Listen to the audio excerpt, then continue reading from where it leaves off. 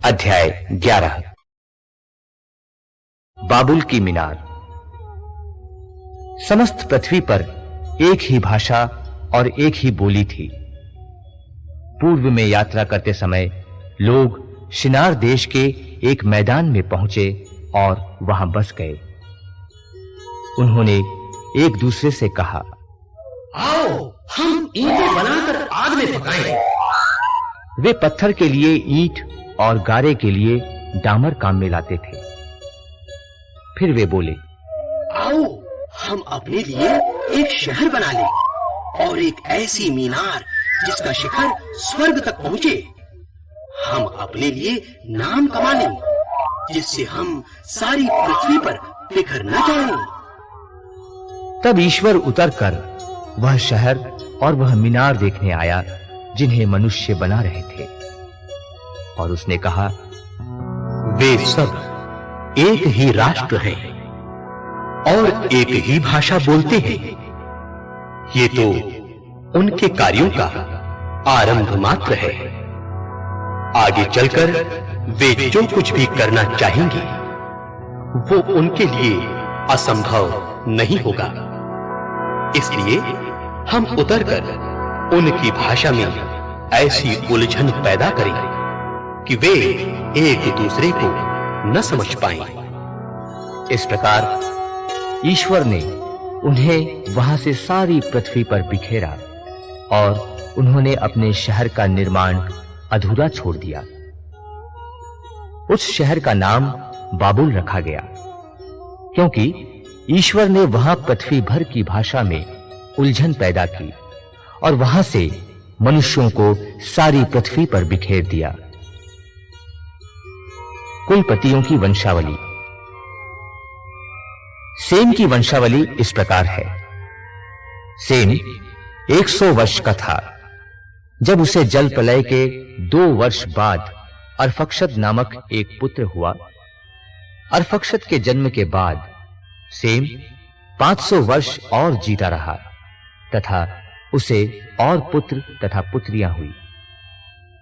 अर्फक्षद 35 वर्ष का था जब उसे शेलह नामक एक पुत्र हुआ। शेलह के जन्म के बाद अर्फक्षद 403 वर्ष और जीता रहा तथा उसे और पुत्र तथा पुत्रियां हुई। शेलह 30 वर्ष का था जब उसे एबेर नामक एक पुत्र हुआ। एबेर के जन्म के बाद शेलह 403 वर्ष और जीता रहा तथा उसे और पुत्र तथा पुत्रियां हुई। एबेर 34 वर्ष का था जब उसे पेलेग नामक एक पुत्र हुआ। पेलेग के जन्म के बाद एबेर 430 वर्ष और जीता रहा तथा उसे और पुत्र तथा पुत्रियां हुई। पेलेग 30 वर्ष का था तब उसे रऊ नामक एक पुत्र हुआ। रऊ के जन्म के बाद पेलेग 209 वर्ष और जीता रहा तथा उसे और पुत्र तथा पुत्रियां हुई। रऊ 32 वर्ष का था जब उसे सरूग नामक एक पुत्र हुआ।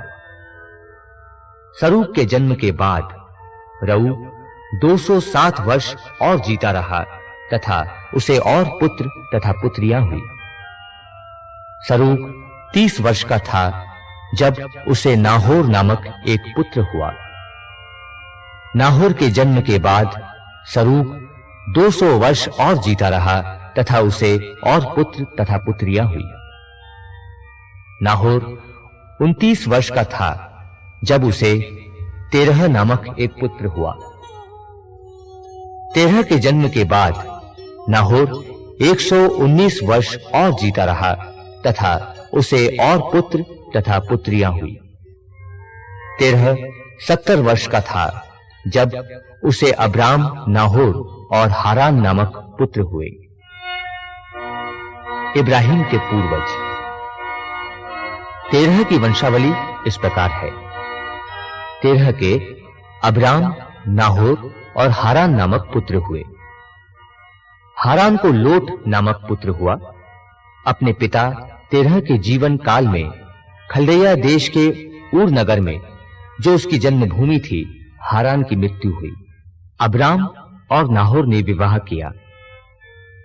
अब्राम की पत्नी का नाम सारै और नाहोर की पत्नी का नाम मिल्का था।